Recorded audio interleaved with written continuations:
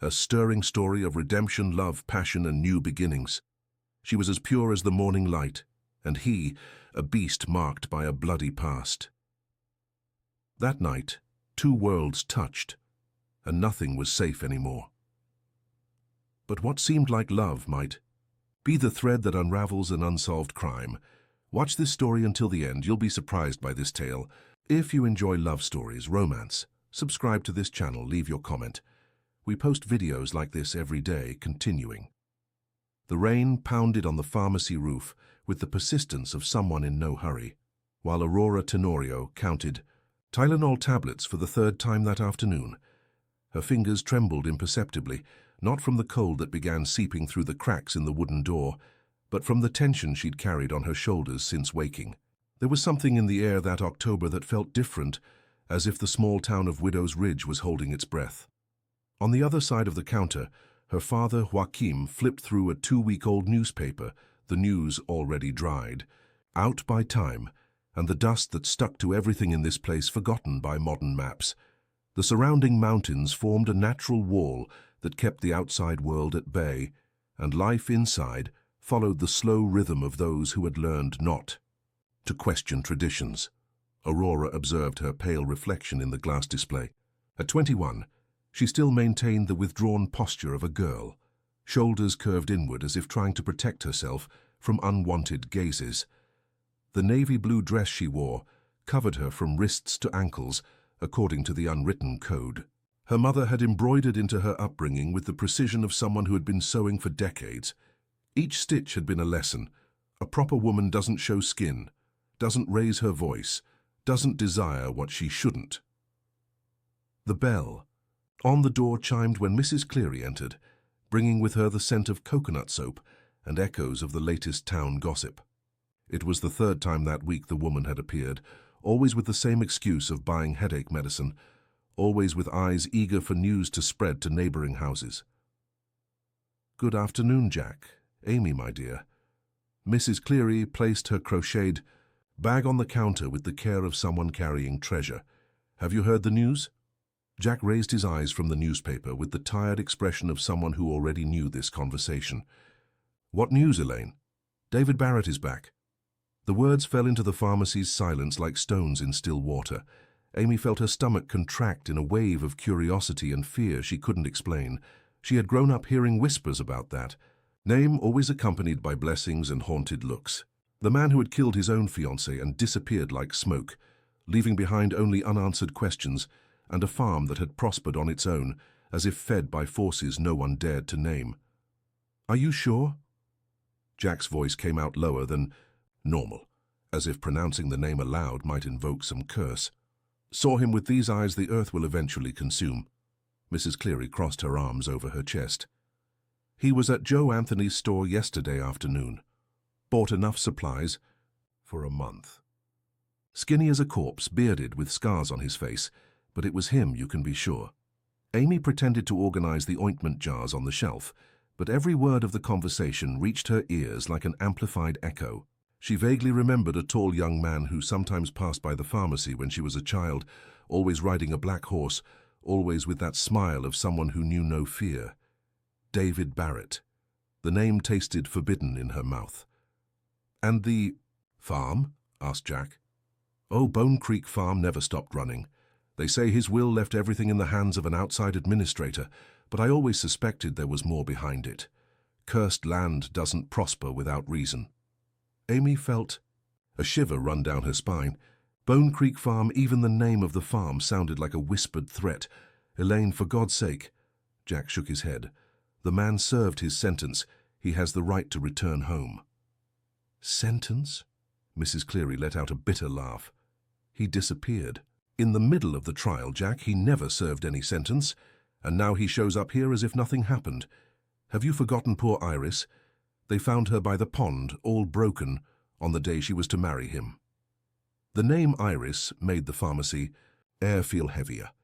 Amy was only 16 when it happened, but she remembered the screams that echoed through the village that morning, the red eyes from so much crying, the men who went out with lanterns to search for the groom who had vanished without a trace. For months no one talked about anything else. For years no one forgot. People talk too much, Jack muttered, but his voice carried an insecurity Amy had never heard before. Mrs. Cleary bought her Tylenol and left, leaving behind a trail of cheap perfume and unease. The silence that followed was different from the usual. It was heavy, like the air before a storm. Amy continued organizing the medicines, but her mind flew far from those shelves. How many times had she imagined what it would be like to meet someone who had lived beyond the mountains of Widow's Ridge? Someone who had stories to tell, scars to show, secrets to whisper in the dark. And now there was such a man in town, a man surrounded by mystery and danger, living alone on a farm with a name like a cemetery. The afternoon slipped into evening with the usual laziness. Amy helped her father close the pharmacy, storing in memory every detail of the conversation she had heard. At home, during the silent dinner she shared with her parents, she couldn't get David Barrett out of her head. Her mother, Helen, sewed in a corner of the living room, her agile fingers dancing over a floral fabric. Without saying a word, she had lost her voice in an accident when Amy was a baby, and communicated only through precise gestures and eloquent looks. It was Helen who first noticed her daughter's restlessness. She raised her eyes from the embroidery and pointed to Amy with a questioning expression. Amy shook her head, pretending everything was fine, but she knew her mother could read her thoughts as if they were written in large letters on her forehead. That night, lying in the narrow bed in her room, Amy looked out the window at the dark mountains surrounding the village. Somewhere beyond those silhouettes at Bone Creek Farm, David Barrett was back at the place where everything had begun and ended. Did he sleep? Did he dream of Iris? Would anyone ever know the truth about what happened on that terrible morning? The wind shook the curtains, bringing with it the smell of damp earth and something else, a promise of change that made Amy hug her pillow tighter. She had the strange feeling that her life was about to take a completely different direction, like a river that finds a large stone in its path and must choose which way to flow. 3 days later, the rain fell with a violence Amy had never seen before. It was as if the sky had opened to pour down on Widow's Ridge all the tears accumulated during years of silence. The dirt roads turned into rivers of mud, and the residents locked themselves in their homes, waiting for the storm to pass. Amy should have waited too. She should have stayed home, sewing with her mother and listening to the sound of rain on the roof. But she had run out into the rain because Mrs. Margaret, who lived on the other side of the square, was in labor and urgently needed medicine that was only available at the pharmacy. Her father was traveling to the big city, and there was no one else with the key. She ran through the slippery streets, the skirt of her dress weighing like lead, hair stuck to her face, shoes sinking into the mud with each step. The rain was so heavy she could barely see 2 meters ahead. When she finally reached the pharmacy, she was soaked from head to toe, shivering from cold and a strange excitement at doing something forbidden, something brave. She hurriedly searched for the medicine, put the bottle in her bag, and went back out into the storm. It was on the way back that everything changed. Amy was running down Main Street when she heard the engine noise, a deep, powerful sound cutting through the rain like a knife. She turned to see where it was coming from, and that's when she saw the headlights, 2 yellow lights approaching very fast, too fast for the visibility the rain allowed. Time seemed to slow down. Amy was right in the middle of the street, frozen with fear, watching the black pickup slide in the mud toward her. The driver tried to brake, but the wheels couldn't find traction. In seconds, the truck would be upon her. That's when she felt the arms. Someone grabbed her by the waist and pulled her with a force that lifted her off the ground, spinning her in the air and falling with her on the muddy sidewalk, well away from the vehicle's path. The impact was hard, but the arms holding her absorbed most of the shock, protecting her like a human shield. Amy lay on the ground for a few seconds, feeling the rain on her face and trying to understand what had happened. There was heavy breathing. Near her ear, a smell of wet leather and something else, something masculine, intense, that made her heart beat even faster than it already was. When she finally managed to open her eyes and turn her head, she saw him. David Barrett was just inches from her face, leaning on his arms so as not to crush her with his weight. His dark eyes seemed even darker in the gloom of the storm, and there was an intensity in them that made her forget to breathe. His face was angular, marked by a scar that ran from his left temple to the corner of his mouth, but even so, or perhaps because of it, it was the most handsome face she had ever seen. "Are you hurt?" His voice was hoarse, as if it hadn't been used in a long time. Amy tried to respond, but the words wouldn't come out. She was hypnotized by his eyes, by the proximity of his body, by the completely new sensation of being looked at by a man as if she was something precious, something worth saving. "You are," she managed to whisper. "I think I'm okay." David helped her up with a gentleness that contrasted with the brute force he had used to save her. His hands were large, calloused, but his touch was careful, almost reverent. Amy felt a wave of heat course through her body, a strange and forbidden sensation that made her lower her eyes. "The truck skidded in the mud," he explained, looking at the pickup that had stopped a few houses down. "The guy didn't even see you in the rain." Amy nodded, still in shock, not from the accident, from the man who had saved her. Up close, David was even more impressive than the legends whispered. Tall, broad-shouldered, with a presence that occupied all the space around him, as if the air became denser in his proximity. The simple clothes, jeans and flannel shirt, didn't disguise the natural elegance of his movements, the confidence of someone used to being in command. "You're the pharmacist's daughter," he said, and it wasn't a question. "Amy," she replied, surprised that he knew who she was. "Amy." He repeated the name slowly, as if savoring each syllable. Pretty name. The rain continued to fall, but neither of them moved. Amy knew she should thank him and leave, run home and tell her mother what had happened.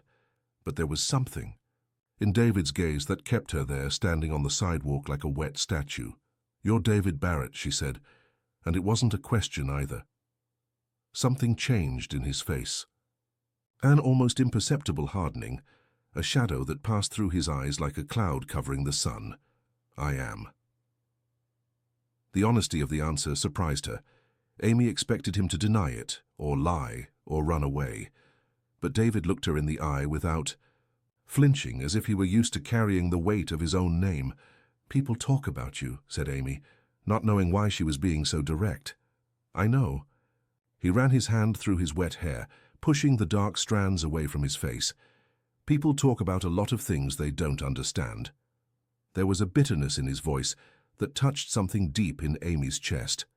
An old pain, well guarded, which she recognized because she carried a similar one, not for the same reasons but with the same intensity. "You should go home," said David, taking a step back. "Your family must be worried." It was a polite dismissal, but Amy didn't want to go.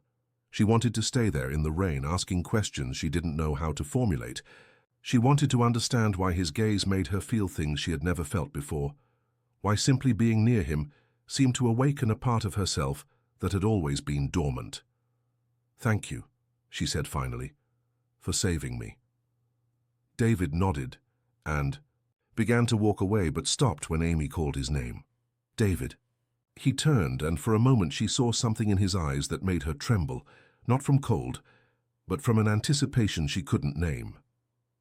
"If you ever want to talk," said Amy, surprised by her own courage, "about the things people don't understand, I know what it's like."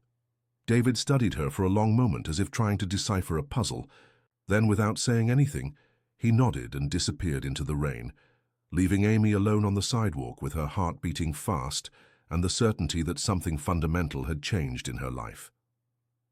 That night, as she changed into dry clothes and combed her wet hair, Amy thought about David's hands on her waist, the strength with which he had pulled her from danger, the intensity of his gaze when he said her name. For the first time in her life, she understood what her mother and other women whispered about desire. For the first time, she wanted to be touched, and for the first time, she wasn't afraid of that wanting. During the days that followed, Amy found herself looking out the pharmacy window every time she heard the sound of an engine. She made up excuses to pass by the street where the accident had happened, as if the place held some trace of David's presence. At night, lying in bed, she relived every second of that encounter, every word exchanged, every look. It was at the end of the week that he appeared again. Amy was alone in the pharmacy. Her father had gone home for lunch when she heard the bell on the door. She looked up from the inventory book she was filling out and saw him there standing at the entrance like an apparition. In the daylight, without the rain and the urgency of the accident, David seemed even more impressive. He wore a white shirt that accentuated his tan and faded jeans. His dark hair was combed back, fully revealing his face marked by the scar. But it was his eyes that drew the most attention. Dark, intense, with a depth that seemed to hide ancient secrets. "Good afternoon," he said, his low voice echoing in the silence of the pharmacy.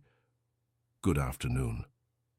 Amy stood up, instinctively smoothing the skirt of her dress. "How can I help you?" David approached the counter slowly, as if not wanting to frighten her. "I need some basic medicines, painkillers, anti-inflammatories, bandages." Amy nodded and began to gather the medications, aware that he was watching her closely. She felt the weight of his gaze like a physical caress, a disturbing and delightful sensation at the same time. "How are you?" asked David as she prepared the items. "After the other night." "Well," Amy raised her eyes to meet his. "Thanks to you."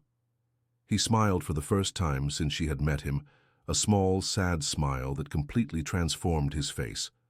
"I'm glad." There was a comfortable silence as Amy packaged the medicines. It was strange how his presence didn't intimidate her, despite all the reputation he carried. There was something about David that seemed familiar, as if she had known him for much longer than a few minutes in the middle of a storm. "Do you remember me?" he asked suddenly. Amy stopped what she was doing. "Remember? When you were a child, I used to come here sometimes, bought medicines for my mother. You would stay back there half-hidden watching me." The memory came back like a wave. A tall, dark-haired young man who appeared at the pharmacy from time to time, always polite, always in a hurry. And she, a shy girl of 10 or 11, fascinated by that young man who seemed to come from another world. "I remember," whispered Amy. "You rode a black horse." "I did." His smile grew sadder. "A lot has changed since then." Amy wanted to ask what had happened to him during those 5 years of absence, where he had been, why he had come back. But there was a pain in his gaze that prevented her from asking these questions. "Sometimes," she said instead, "changes are necessary." David looked at her with renewed intensity, as if she had said something profound. "You're wise for someone so young." "I'm old for someone who has never left here," responded Amy, surprising herself with her own honesty. This time his smile was different, warmer, more real. "Touché." They looked at each other for a moment that seemed eternal, and Amy felt something stir deep in her chest, a sweet restlessness that made her want to get closer to him, to touch the scar on his face, to ask if it hurt. The bell on the door interrupted the moment. Jack entered, stopping abruptly when he saw David there. "Good afternoon," said Amy's father, his voice tense. "Good afternoon, Jack," David nodded respectfully. "Your daughter was helping me with some medicines." Jack looked from David to Amy, clearly noticing the tension in the air. "Of course, Amy, did you gather everything?" "Yes, Dad." Amy finished packaging the medications, her hands trembling imperceptibly. "It's ready." David paid and took the package, but before leaving, he looked directly at Amy. "Thank you for everything." There was something more in those words, a weight that made Amy's heart race again. He left, leaving behind the smell of leather and a feeling of incompleteness, as if the conversation had been interrupted right in the middle. "Amy," her father's voice was stern. "What was that?" "He was just buying medicines, Dad." "That's not what I saw." Jack approached her. "Daughter, you need to be careful. David Barrett is not someone you should get involved with." "I'm not getting involved with anyone," protested Amy, but she knew she was lying. She was already involved from the moment she felt his arms around her waist. "He's dangerous, Amy. What happened to Iris?"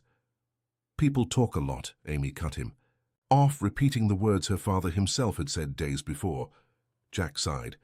"Promise me you'll be careful." Amy nodded but didn't promise anything. How could she promise to avoid something she wanted more than anything she had ever desired in life?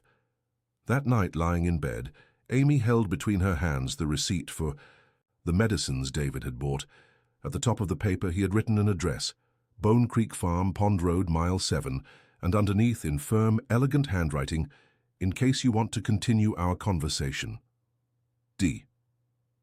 Amy folded the paper and kept it under her pillow, her heart beating so hard she was sure her parents would hear it from the next room. She didn't know what she would do with that invitation, but she knew she wouldn't be able to ignore it. She couldn't ignore it because, for the first time in her life, she felt that there was something bigger waiting for her beyond the mountains of Widow's Ridge, and that something had a name, had scars, and looked at her as if she were the most important thing in the world. Amy spent 3 whole days looking at the folded paper under her pillow. 3 days lying to her mother about why she was so distracted, 3 nights without being able to sleep properly, 3 mornings waking up with her heart already racing before even opening her eyes. The address of Bone Creek Farm seemed to burn through, the fabric of the pillow calling to her like a constant whisper she couldn't ignore. On the 4th day, a sunny Thursday that contrasted with the internal storm she felt, Amy made the decision that would change her life forever. She told her parents she was going to visit Ms. Lorraine, the former nun who lived on the outskirts of the village and who sometimes needed arthritis medicines. It was a convincing lie. Amy really did visit the woman occasionally, bringing medications and listening to her stories about the time she had been religious. Ms. Lorraine was one of the few people in Widow's Ridge who didn't judge others' pasts, perhaps because her own past was full of choices that no one completely understood. Amy wore the prettiest dress she had, a light blue one with small embroidered flowers that her mother had made especially for her, and left home with her heart, beating so hard she was sure the whole village could hear it. She took the old bicycle she used to make deliveries from the pharmacy and pedaled toward the dirt road that led to the pond. The road to Bone Creek Farm snaked between hills covered with sparse vegetation and twisted trees that seemed to guard ancient secrets. Amy had never gone so far alone, and with each mile she advanced, she felt more distant from the known world and closer to something she couldn't define. The morning sun warmed her skin through the fabric of her dress, and she found herself imagining what it would be like to feel other types of warmth, other types of touch. When she finally saw the wrought iron gate of the farm, Amy stopped her bicycle and stared at the property stretching before her like a vision from a disturbing dream. The main house was large and imposing, built of grey stone that seemed to have been sculpted directly from the mountain. There was something majestic and at the same time melancholy about the architecture, as if the very structure carried the weight of the tragedies that had happened there. The front garden was well maintained, but there was a controlled wildness to the plants, as if nature was being kept within precise limits by an iron will. Old rose bushes climbed the walls of the house, and Amy could see, through the open windows, pieces of dark rooms that seemed to hide stories. For a moment, she hesitated. She could still go back home, invent some excuse for her parents, pretend none of this had happened. She could continue being the obedient daughter she had always been, the proper young woman who would marry some boy approved by the family and live the rest of her life within the safe boundaries of Widow's Ridge.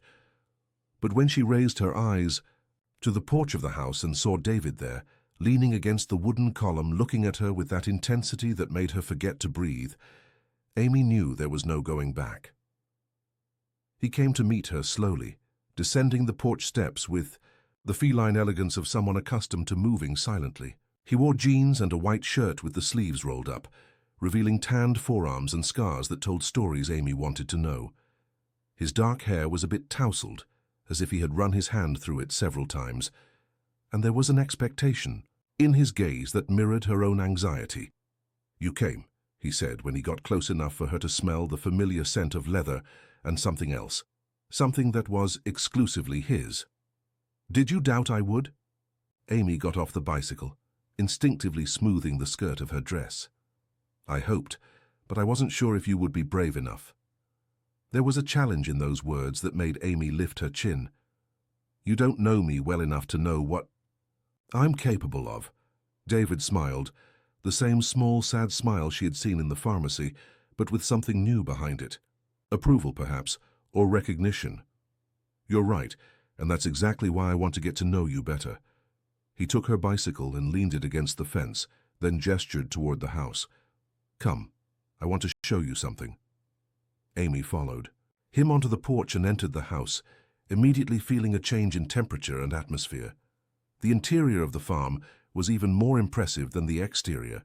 High ceilings, antique dark wood furniture, paintings on the walls that seemed to observe her with invisible eyes. There was a smell of old books and lavender in the air, an aroma that made her feel strangely at home. This house has belonged to my family for 3 generations, said David, as they walked down a long corridor adorned with old photographs. My great-grandfather built it when he came from the south, fleeing a war that no one remembers anymore. Amy looked at the photographs as they passed, serious faces in sepia tones, men with mustaches and women in long dresses, children who looked like small adults posing formally for the camera. There was a sadness in those faces that seemed to echo through the walls of the house. "And your mother?" asked Amy, remembering the conversations she had heard about the woman who had died in mysterious circumstances.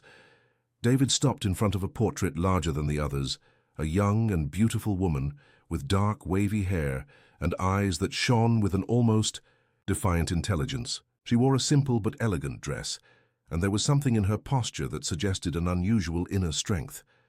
"Hope Barrett," said David, his voice carrying a tenderness that Amy had never heard before. Poet, dreamer, woman ahead of her time. She died when I was 17. I'm sorry. She left me the only thing that really mattered to her. David turned to Amy, his eyes shining with contained excitement. Want to see? Amy nodded, and he led her to a double door of carved wood at the end of the corridor. When David opened the doors, Amy felt the air leave her lungs. The library was a materialized dream. The walls were covered with dark wood shelves that went from floor to ceiling, filled with books of all sizes and colors. There was an old-style library ladder to reach the highest volumes, leather armchairs arranged in strategic corners for reading, and an antique desk positioned near a large window that let in the golden morning light. "My God," whispered Amy, turning slowly to absorb the magnitude of the collection. "How many books are there here? I never counted. My mother collected them for years, bought them from used bookstores, inherited them from distant relatives, corresponded with other literature lovers across the country."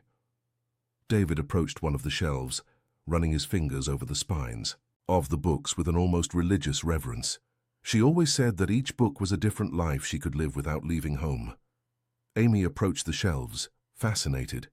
There were American classics, foreign literature, poetry books, volumes of philosophy, novels she only knew by name. It was an intellectual wealth she had never imagined existed somewhere so close to home. "Do you read?" she asked, gently touching the spine of a Hemingway edition. "I read, always have. My mother taught me that books are the only true way to travel." David positioned himself beside her, so close that Amy could feel the heat radiating from his body. "But after she died, I kind of abandoned this place. I couldn't enter here without feeling like I was profaning something sacred. And now? I think she would like someone to enjoy what she gathered throughout her life." David turned to Amy, and there was a vulnerability in his gaze that made her want to touch him, especially someone who understands the value of what's here. Amy felt her heart race. "How do you know I understand?" "Because I saw how you looked at the books, the same way my mother looked." David hesitated for a moment, then continued. "Amy, I have a proposal for you." She looked at him questioningly, not trusting her own voice to ask what it was about. "This library needs to be catalogued, organized. Some books need to be restored, others are poorly preserved, and could be lost forever if they don't receive proper care." David gestured to the immensity of volumes around them. "It's a job that requires patience, dedication, love for books, and I don't know anyone better than you to do it." Amy felt as if the floor had disappeared from under her feet. "Are you offering me a job?" "I'm offering you much more than that." David's voice got lower, more intense. "I'm offering you the chance to spend time here. to get to know each book in this collection, to be part of something my mother considered sacred, and—" He hesitated, running his hand through his hair. "I'm offering you the chance to get to know me for real if you want." The silence that followed was loaded with possibilities. Amy looked around the library, imagining herself there every day, organizing books, discovering literary treasures, learning things she had never dreamed of learning. And more than anything, imagining herself near David, gradually getting to know the secrets he carried, understanding the pain she saw in his eyes. "My parents," she said finally, "what will they say? That it's dangerous, that you are dangerous." David took a step closer, and Amy felt as if the air around them became charged with electricity. "And do you think they're right?" Amy looked into his eyes as dark as deep wells, eyes that seemed to guard ancient secrets and unhealed wounds. She should be afraid. Any sensible young woman would be afraid, but all she felt was a magnetic attraction, a need to discover what was behind that intensity. "I think they're scared," she said, "just like I am." "What are you afraid?" The question was simple, but the answer was too complex to be said aloud. Amy was afraid of herself, of the feelings David awakened in her, of the way she wanted to get closer to him despite all the warnings. She was afraid of discovering she was capable of desiring things she had always been told were wrong. She was afraid of no longer being the obedient daughter she had always been. "Everything," she whispered. David slowly raised his hand, as if to touch her face, but stopped a few centimeters from Amy's skin. "You don't need to be afraid of me. It's not you I'm afraid of." He immediately understood what she meant. The smile that appeared on his face was different from all the others, warmer, more real, loaded with a mutual understanding that made Amy feel as if he could read her soul. "So do you accept?" he asked, lowering his hand but not moving away. Amy knew she should say no. She knew that accepting would mean lying to her parents every day, inventing excuses, living a double life that went against everything she had learned about what was right and wrong. But when she looked again at the library, at the thousands of books waiting to be discovered, and then at David, with his eyes full of cautious expectation, the answer came naturally. "I accept." The smile that lit up David's face was like the sun rising after a very long night. He extended his hand to her, and when Amy took it, she felt an electric current run through her entire arm. "Then let's begin," he said. David led her to the desk near the window, where there was a pile of new notebooks and some pens. "The idea is to create a complete catalogue. Title, author, publisher, year of publication, condition, everything recorded, so that in the future we can know exactly what we have here." Amy sat in the chair behind the desk, experiencing the sensation of being in that space, of being part of that project. "When do you want me to start?" "How about now?" The excitement in his voice was contagious. Amy took one of the notebooks and opened it to the first page, feeling the weight of responsibility and excitement in equal proportions. "Where do we start?" "With the poetry section. It was my mother's favorite." They headed to a specific shelf, where the poetry books were organized, without any apparent criteria. There were volumes of Walt Whitman next to rare editions of Emily Dickinson, collections of contemporary poets mixed with classics of American literature. "Was your mother a poet too?" asked Amy, carefully pulling out a volume of Robert Frost. "She was. She wrote since she was a girl." David took a book from the highest shelf, carefully leafing through it. In fact, part of the collection is books with dedications to her from other poets she corresponded with.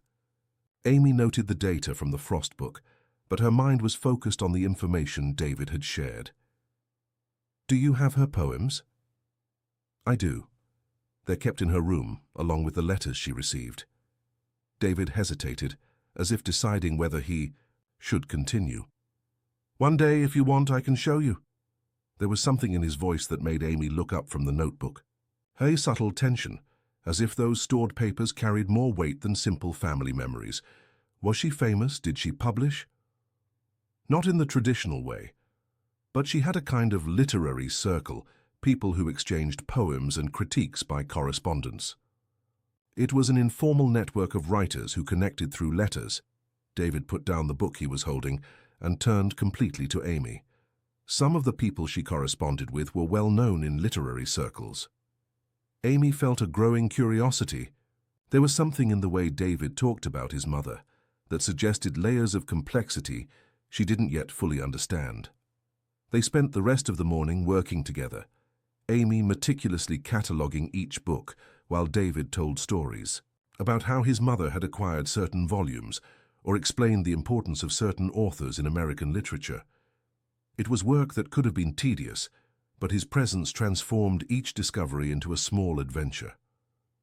Amy was surprised by his knowledge. David wasn't just a farmer who had inherited a library. He was someone who really understood literature, who could discuss the stylistic nuances of Faulkner or explain the historical context behind a Langston Hughes poem. There was an erudition in him that contrasted with the image of a dangerous man that the town cultivated. "Where did you learn all this?" asked Amy during a break, when they were sitting in leather armchairs drinking coffee that David had prepared. "Right here. My mother was the most rigorous teacher I ever had. She made me read a book a week and then discuss with her what I had." "Read?" David smiled at the memory. Sometimes the discussions lasted hours. She didn't accept superficial or poorly founded opinions. She must have been a fascinating woman.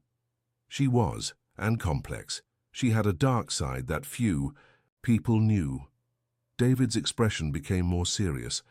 "I think that's what killed her in the end." Amy wanted to ask more, but realized she had entered delicate territory. Instead, she turned her attention to the coffee, savoring the strong flavor and the moment of intimacy they were sharing. "Amy," said David after a comfortable silence, "may I ask you a personal question?" She nodded, her heart racing again. "Why have you never left Widow's Ridge? An intelligent young woman like you, with the curiosity you have, don't you feel like getting to know the world?" The question touched on something painful. Amy put down her coffee cup and looked out the window, at the mountains that surrounded the farm like a natural wall. "My parents protect me too much," she said finally. "They've always taught me that the outside world is dangerous, that a proper young woman should stay close to her family, marry someone from the village, have children, continue the tradition. And do you believe that?" Amy looked back at David and saw in his eyes an understanding that made her feel less alone with her questions. "I don't know what I believe anymore. All my life I've been the obedient daughter, the good girl who never questioned anything. But lately," she hesitated, putting into words feelings she had never expressed, "lately I feel as if there's someone inside me trying to get out. Someone who wants to experience things, meet people, really live instead of just existing." "And what's stopping you?" "Fear, mainly. Fear of disappointing my parents. Fear of not knowing how to behave in the real world. Fear of discovering I'm not brave enough to be who I really want to be." David leaned forward, resting his elbows on his knees. "Amy, you came here today, alone. You lied to your parents to be able to be here with me, even knowing they would completely disapprove. That's not cowardice." His words hit her like a revelation. It was true, she had made a brave decision by coming here. For the first time in her life, she had chosen what she wanted instead of doing what was expected of her. "Maybe you're already braver than you think," continued David. "Maybe you just need someone who believes that along with you." His gaze was intense, full of meaning, and Amy felt something loosen inside her chest. It was as if he was seeing parts of her that she didn't even know properly. "And you?" she asked, turning the table. "Why did you come back? You could have stayed away forever, started a new life anywhere." David's expression closed slightly, but he didn't look away. "Because there were things here I needed to resolve, truths that needed to be revealed. And because—" he hesitated. "Because this is my home. As much as I tried to run from it, this is where I belong. Even with everything that happened, especially because of everything that happened." There was a determination in his voice that Amy couldn't fully decipher. It was as if David had returned not only to start over, but to finish something that had been left incomplete. They went back to work after coffee, but the atmosphere had changed. There was a new intimacy between them, an openness that made each accidental touch of hands when picking up the same book, loaded with meaning. It was when Amy was cataloguing a section of books on American history that she made the discovery that would change everything. She was pulling a volume about the colonial period when she noticed there was something strange in the way the book behaved on the shelf. It seemed to be stuck on something, as if there was an obstacle behind it. She pulled harder, and the book came out, revealing that there were other papers hidden behind the row of volumes. "David," she called, her heart racing with the excitement of the discovery. "Come see this." He approached quickly, and together they removed a few more books to fully reveal what was hidden there. It was a bundle of yellowed letters, tied with a blue satin ribbon that had already lost its original shine. "Letters," whispered David, and there was something in his voice that wasn't just surprise. Amy carefully picked up the bundle, feeling the weight of age in the papers. "Do you think they're from your mother?" "They must be. She used to hide important things behind books sometimes." But there was a tension in his body suggesting he suspected it was something more specific than just personal letters. Amy carefully untied the ribbon and opened the first letter. The handwriting was feminine, elegant, but there was an urgency in the strokes that suggested intense emotion. "My dear Hope," Amy read aloud, "I can no longer pretend that nothing has changed between us. What happened the last time we met cannot be ignored, cannot be forgotten as if it were just a moment of weakness." Amy stopped reading, feeling the heat rise to her face. The letter clearly spoke of something intimate, something that perhaps shouldn't be read by strangers. "Continue," said David, his voice tense. "You know I have always loved you in a way that society would never understand. You know that every poem I write is a love letter to you, disguised as literature so that world doesn't discover our secret." Amy looked up at David, who was pale.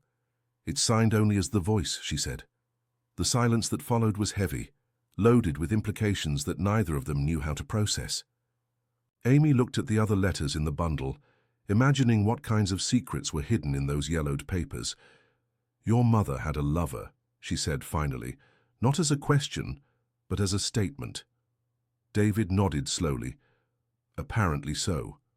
"And you suspected?" "I suspected there was someone important in her life that she never mentioned. My mother was a passionate woman, but after my father's death, she never showed interest in any man." David picked up one of the letters from the bundle, analyzing the handwriting. "Now I understand why." Amy felt a mixture of fascination and discomfort. She was discovering intimate secrets of people she hadn't even known, but at the same time, there was something about those letters that seemed important, as if they were pieces of a larger puzzle. "Do you want to read the rest?" she asked. David hesitated for a long moment, looking at the letters as if they were venomous snakes. "I don't know if I have the right to read my mother's love letters." "Maybe they're not just love letters. Maybe they're related to other things." She didn't need to be more specific. Both were thinking the same thing, about Hope's mysterious death, about Iris's murder, about the 5 years David had spent away from home.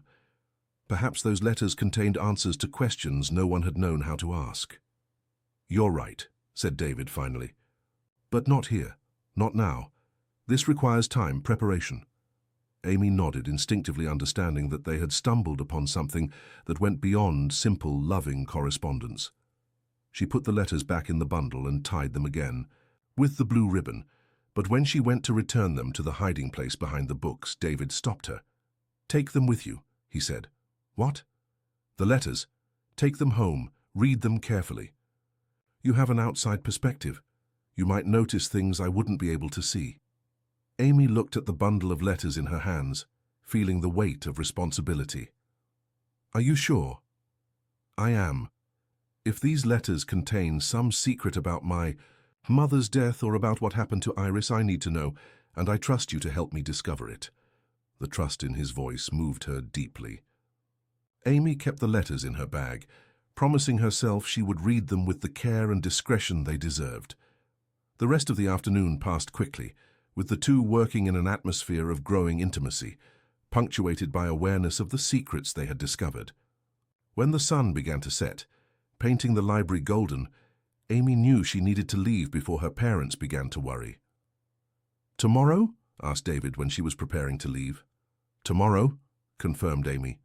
He accompanied her to the bicycle and, when she was about to leave, David gently held the handlebar, preventing her from moving away. "Amy," he said, his voice low and intense, "thank you for accepting to stay here, for helping me with this, for," he hesitated, looking for the right words, "for giving me the chance to be something beyond what people think I am." She looked into his eyes and saw a vulnerability that made her want to get off the bicycle and hug him. Instead, she covered his hand on the handlebar with her own. "Everyone deserves a second chance," she said, "especially when the first was based on lies." The smile that lit up David's face was like a gift. He squeezed her hand for a moment that seemed eternal, then let go and took a step back. Amy pedaled back home with her heart racing and the letters burning a hole in her bag. Her life had completely changed in just one day. Now she had a purpose, a secret, and something she had never had before. The feeling of living her own story instead of just following the script others had written for her.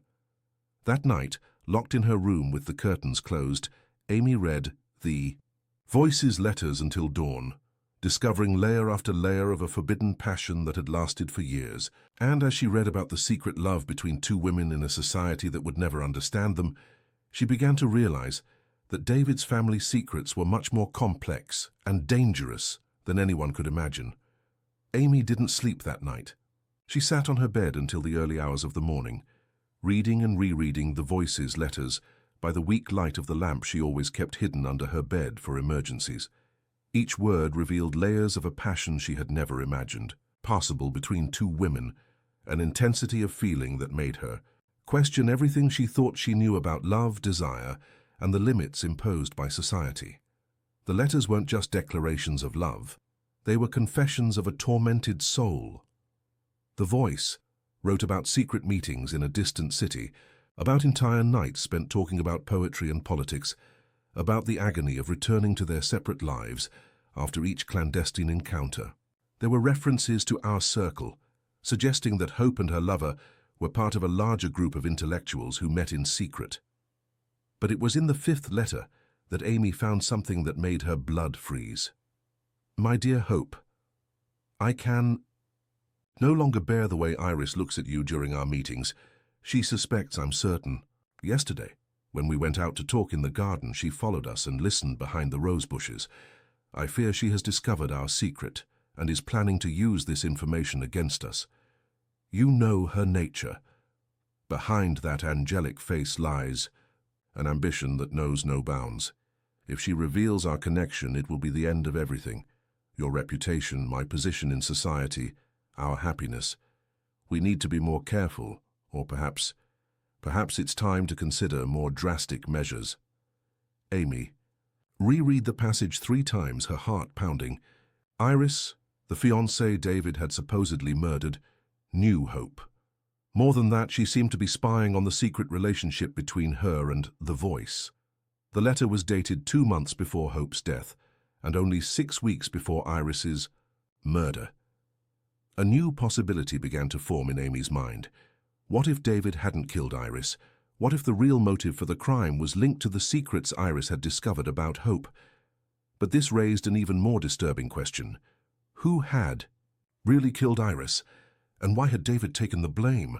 Amy hid the letters at the bottom of her wardrobe, between dresses she rarely wore, and tried to sleep for a few hours before dawn. But when she finally managed to close her eyes, her dreams were populated by fragmented images, women whispering, in dark gardens, eyes watching from behind curtains, and always constantly, David's face with that expression of old pain that she was beginning to understand better. The next morning, Amy woke up with a new determination. She dressed more carefully than usual, choosing a light green dress she knew flattered her, and left home before her parents could ask too many questions about her plans for the day. She said she was going to visit Ms. Lorraine again, a lie that, was becoming dangerously easy to tell. The path to Bone Creek Farm seemed shorter this time, as if her muscles had already memorized every curve of the dirt road. When she reached the gate, Amy felt that same acceleration in her heart. But now there was something more, a sensation of arriving home, of heading where she belonged. David was waiting for her on the porch, as if he knew exactly when she would arrive.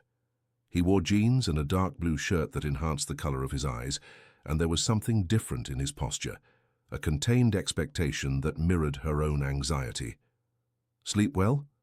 he asked when Amy approached, and there was a tone of irony in his voice that suggested he too had spent a restless night. "Not really," admitted Amy. "The letters—" "I know." David gestured toward the house. "Come, I prepared strong coffee. We have a lot to discuss."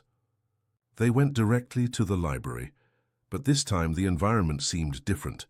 The morning light entered through the windows at angles Amy hadn't noticed before, creating golden patterns on the wooden floor. There was something intimate and conspiratorial in the air, as if the library itself knew it was sheltering a secret investigation. Amy sat in the same leather armchair as yesterday, but now she felt more at ease, as if that space was already part of her. David brought her coffee and settled in the armchair next to her, so close that she could feel the heat radiating from his body. "So," he asked, "what did you discover?"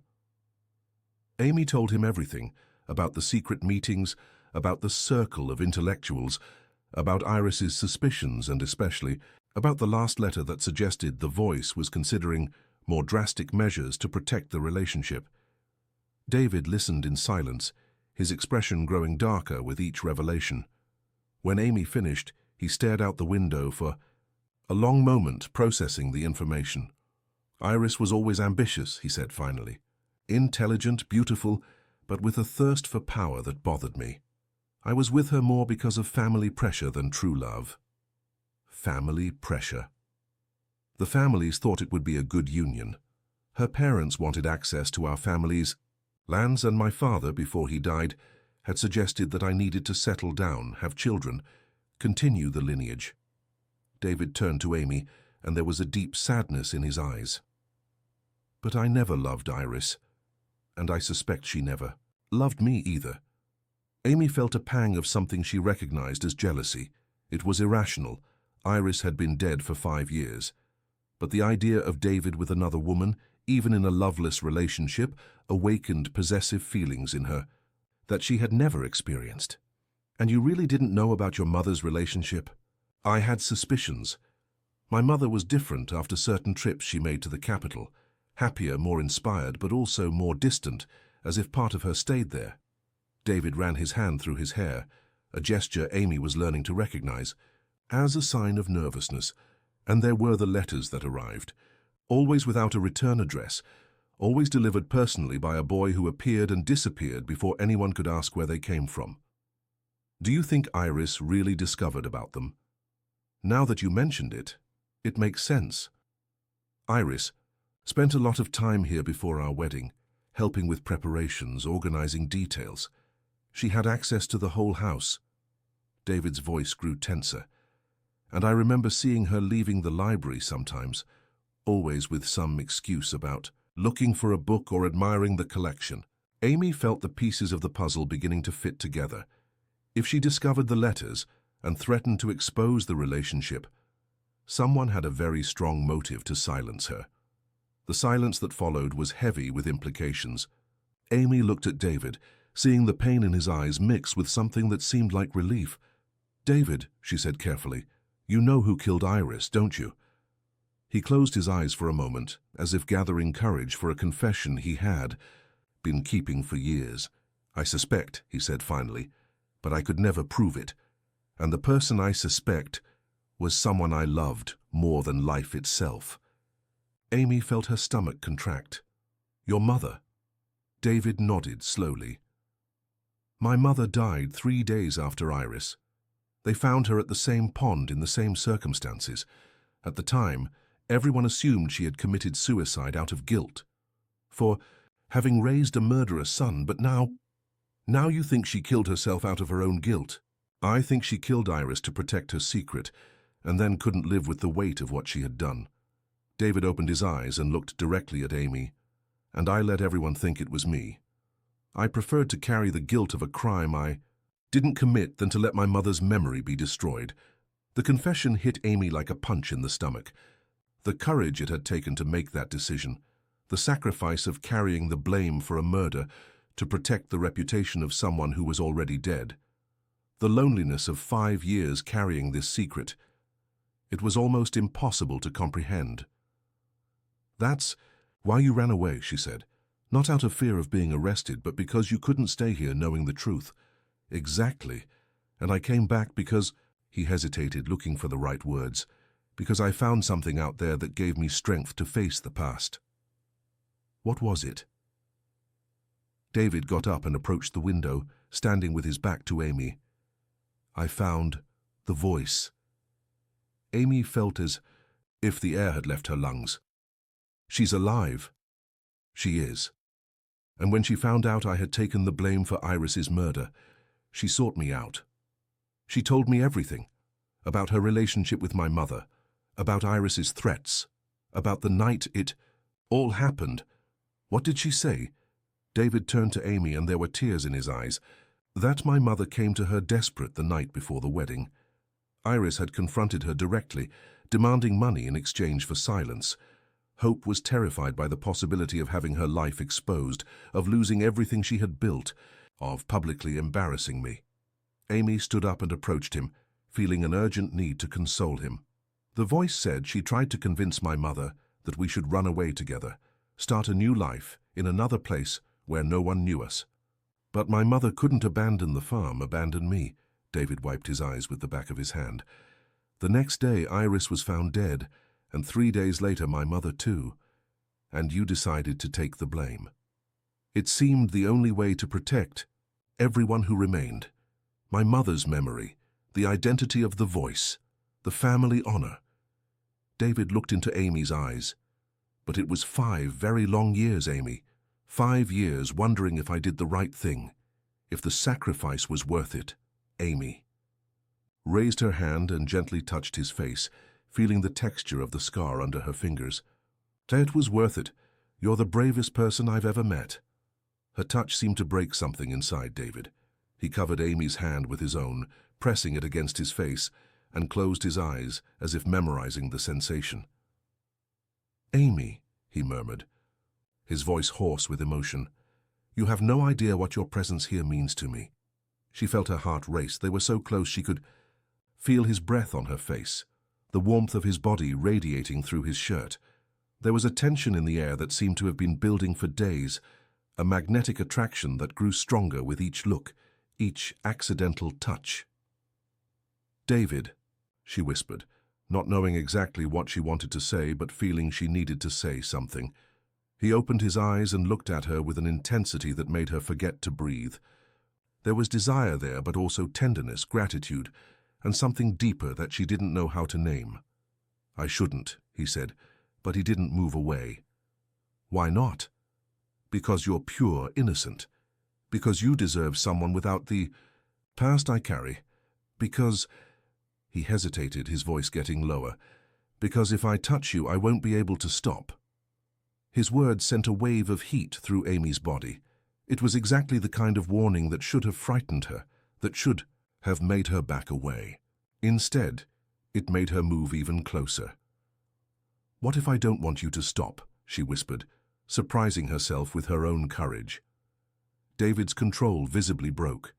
He held her face between his hands and looked into her eyes for a moment that seemed eternal, as if giving her one last chance to change her mind. When Amy didn't back away, when instead she covered his hands with her own, he leaned in and kissed her. The kiss was different from anything Amy had imagined about what it would be like to be kissed. It wasn't gentle or hesitant, but urgent, desperate, as if David was trying to communicate through touch everything he couldn't express in words. Amy melted against him, feeling both fragile and powerful, as if she were discovering a part of herself that had always been hidden. When they finally separated, they were both breathing heavily. Amy felt dizzy, transformed, as if she had crossed an invisible line that separated her from the girl she had been until that moment. "Amy," said David, his voice trembling, "are you sure?" In response, she rose on tiptoe and kissed him again, this time initiating the contact, exploring the sensation of his lips, his taste, the way he moaned softly when she gently bit his lower lip. David pulled her closer, his arms enveloping her completely, and Amy felt as if she would disappear into his warmth. There was something primitive in the way he held her, something that awakened instincts she didn't even know she possessed. It was the sound of an engine on the road that made them separate abruptly. David moved away from Amy with an alert expression, walking quickly to the window to see who was coming. Amy tried to catch her breath, smoothing her hair and clothes, feeling as if everyone would be able to see on her face what had just happened. "It's Joe Anthony," said David, relaxing slightly. "The store owner. He's probably coming to deliver something I ordered." Amy nodded, but the interruption had broken the spell of the moment.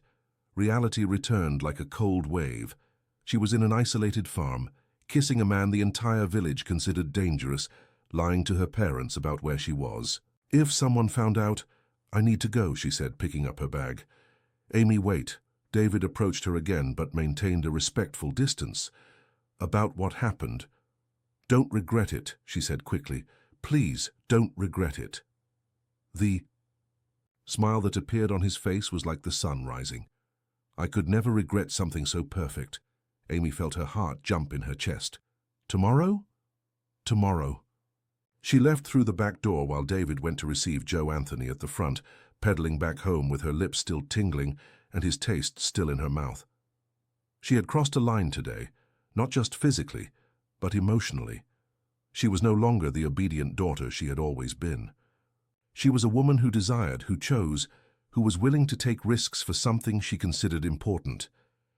In the days that followed, Amy developed a double life with an ease that surprised her. During the mornings, she was the perfect daughter. She helped at the pharmacy, conversed politely with customers, smiled at Mrs. Cleary's gossip about the happenings in the village. But every afternoon she took her bicycle and pedaled to Bone Creek Farm, where she spent hours working in the library and discovering new layers of David's personality. They didn't immediately kiss again. There was a delicious tension in the air, a constant awareness of each other that made each accidental touch, each prolonged look, loaded with meaning. Amy learned to read David's expressions, to notice when he was controlling himself not to get closer to her, when he was fighting against the desire to touch her, and she fought too. There were nights when she lay in bed and relived every moment spent with him, every word exchanged, every look. She felt a warmth grow in the pit of her stomach, a restlessness she didn't know how to satisfy. She began to understand why her mother and the other women in the village talked about marriage with that mixture of expectation and nervousness. There was something powerful and frightening about desire, something that completely transformed a person.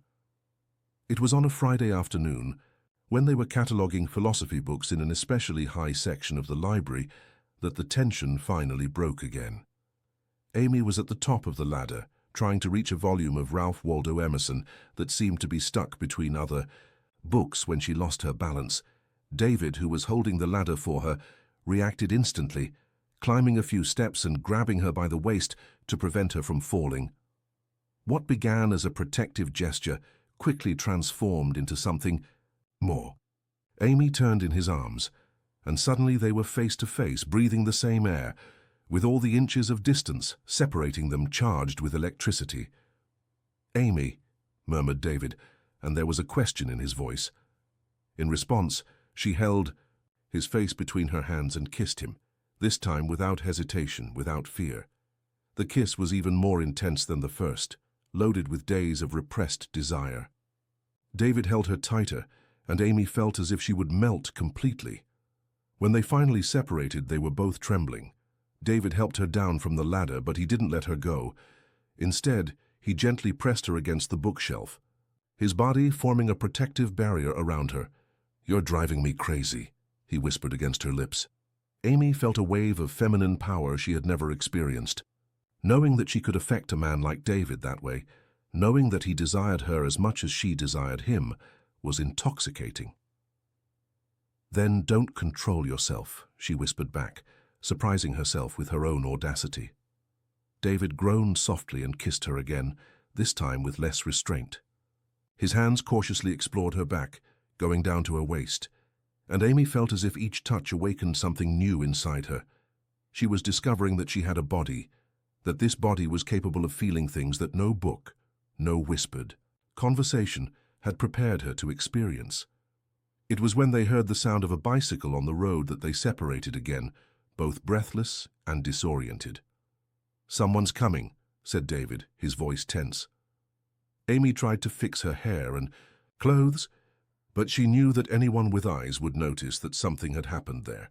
There was an intensity in the air, a smell of desire that seemed to permeate the environment. David went to the window and looked outside, his face becoming tense when he saw who it was. "It's Mrs. Cleary," he said, "and she's coming toward the Hay house." Amy felt her blood freeze. Mrs. Cleary was the biggest gossip in Widow's Ridge. If she discovered Amy there... "The back door," said David quickly. "You can leave without being seen." Amy grabbed her bag and headed for the back exit, but stopped when David held her arm. "Amy," he said, his voice urgent, "no matter what happens, no matter what people say, remember that this," he gestured between them, "this is real. It's the most real thing that's ever happened in my life." She nodded, her heart too full for words, and ran out the back door, managing to get her bicycle and leave by the side road without being seen by Mrs. Cleary. But as she pedaled back home, Amy couldn't stop thinking about the worried expression on David's face. There was something in the way he had said, "no matter what happens," that suggested he expected something bad to happen, and the growing sense of danger that Amy had been feeling intensified, as if a storm was approaching, and she was the only one who didn't yet know of its arrival. That night Amy lay in bed with her lips still tingling from David's kisses and a strange restlessness in her chest. There was a feeling of being watched, that someone knew about her secret meetings at the farm. She got up several times to check if the curtains were well closed, if her bedroom door was locked. When she finally managed to fall asleep, her dreams were disturbed by images of eyes hidden behind trees, whispers in languages she didn't understand, and always, constantly, the feeling that something terrible was about to happen. The next day, Amy woke up with the determination to find out more about the voice. If David had found her, if she was alive and willing to tell the truth about what had happened 5 years ago, perhaps it was time to meet her in person. Perhaps it was time for all truths to come to light, regardless of the consequences. Because Amy was beginning to understand that she couldn't continue living a double life indefinitely. Sooner or later, she would have to choose between the suffocating safety of Widow's Ridge and the dangerous freedom that David represented. And the more time she spent with him, the clearer it became what her choice would be. Amy spent the entire weekend thinking about how to approach the subject of the voice with David. Curiosity consumed her like a fever. Who was this woman who had loved Hope so intensely? Where was she now? And most importantly, did she really know all the details about what had happened on that fateful night 5 years ago? On Monday, Amy woke up with an iron determination. She could no longer pretend she was satisfied just cataloguing books and exchanging desire-laden looks with David. She needed answers, and if that meant confronting him directly about things he clearly preferred to keep secret, then so be it.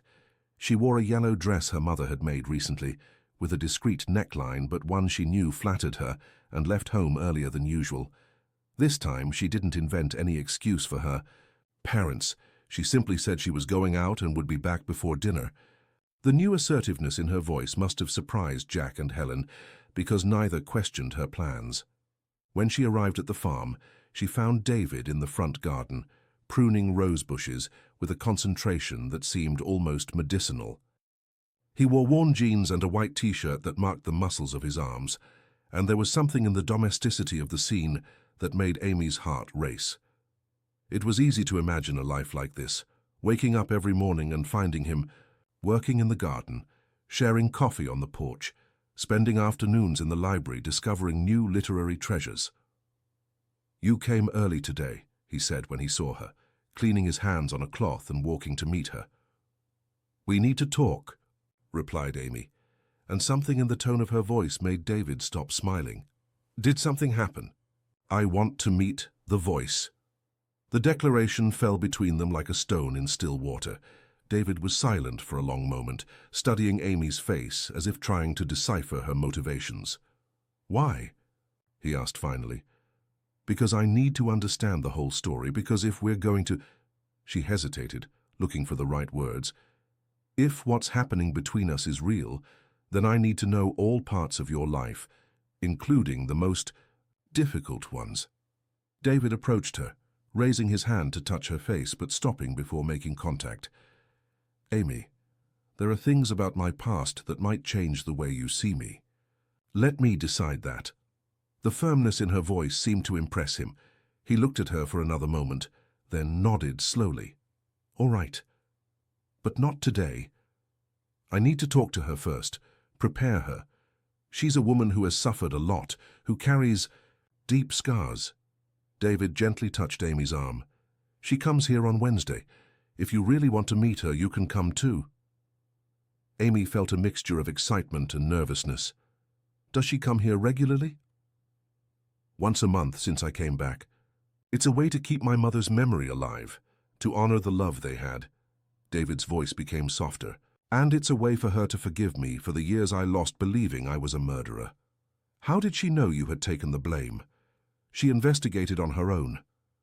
The voice was always a determined woman, not the type to accept official versions.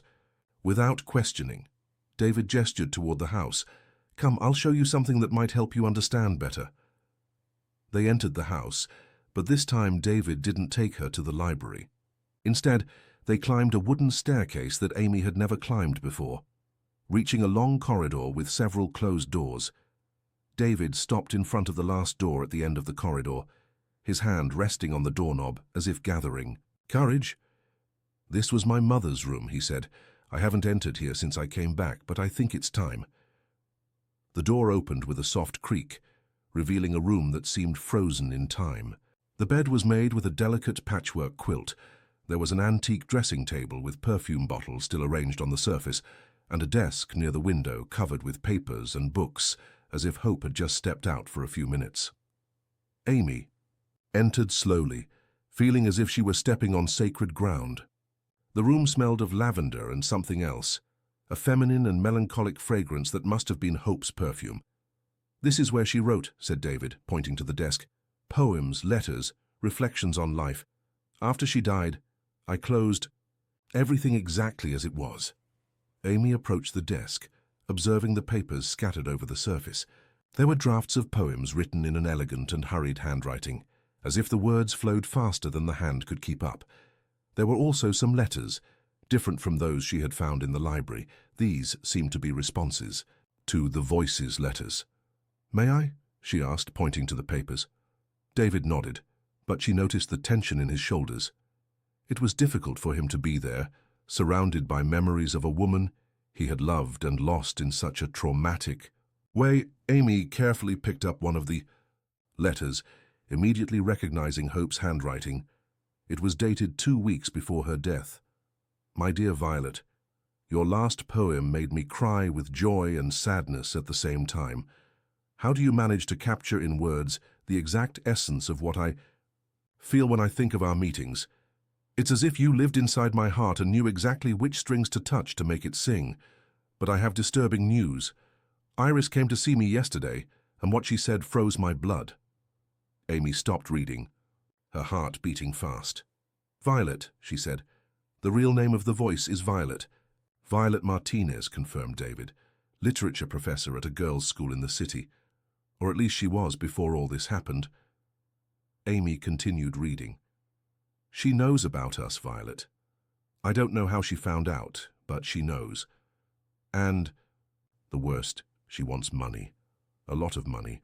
She said if I don't pay, she'll spread our letters throughout the entire village. She'll tell everyone about our meetings. She'll destroy not only my reputation, but yours as well. I'm desperate. I don't know what to do. David is so excited about the wedding, so happy. How can I destroy his life because of my secrets, But I also can't lose you. I can't lose the only pure and true thing I've ever had in my life." Amy's hands trembled as she read. Hope's anguish jumped from the pages, each word loaded with desperation and love. "Continue," murmured David, although his voice was tense. "Violet, my beloved, I need to see you. I need you to come here before the wedding. I have a plan, but I need your courage to execute it. If all goes well, we'll be free from Iris's threat forever. If it goes wrong, at least we'll have one last night together. I love you more than life itself, and I'll do anything to protect our love." Amy carefully set down the letter, the impact of the words reverberating through her. Hope planned to kill Iris and asked for Violet's help to do it. David approached the window, looking at the garden below. "Violet told me everything when she found me, how she came here the night before the wedding, how they spent hours planning how to permanently silence Iris. But what really happened? Hope told Violet she had changed her mind, that she was going to confront Iris another way. She sent Violet away before dawn, promising they would meet in the city at the end of the week to decide together what to do." David turned to Amy, his dark eyes filled with pain. Violet obeyed, but something bothered her. The next day, when she learned that Iris had been found dead, she understood that Hope had lied. Amy sat on the edge of the bed, trying to process all the information. "And your mother killed herself out of guilt." 3 days later, Violet tried to come for the funeral, but I had already disappeared. I spent 5 years believing I was guilty, and she spent 5 years knowing she could have prevented everything if she hadn't left that night. The silence that followed was heavy with the weight of ancient tragedies. Amy looked around Hope's room, imagining the desperate woman who had made such drastic decisions out of love. It was difficult to condemn someone who had acted driven by such intense feelings, even if the consequences had been devastating. "David," she said finally, "it wasn't your fault. And it wasn't her fault either. It was the fault of a society that forces people to hide who they really are." He looked at her with an expression of gratitude mixed with surprise. "How can you be so wise, having lived so little?" "Maybe because I'm living very intensely now." Amy stood up and approached him. "And because I'm learning that true love is worth any risk." There was an intensity in the air that made David stop breathing. Amy was declaring herself, and they both knew it. Not with direct words, but with an emotional honesty that was even more powerful. "Amy," he murmured, his voice hoarse, "do you know what you're saying?" In response, she moved even closer, until she was so close she could feel the heat radiating from his body. "I know exactly what I'm saying." David raised his hands and held her face gently, his thumbs caressing her cheeks. "If we start this, there's no going back, you understand? I can't pretend it's just an innocent game." "I don't want it to be innocent," whispered Amy, and the words came out bolder than she had planned. David's control broke. He kissed her with an urgency that took her breath away, and this time there was no hesitation, no restraint. It was a kiss from a man who had finally found something worth risking everything for. Amy melted against him, feeling as if she had finally come home.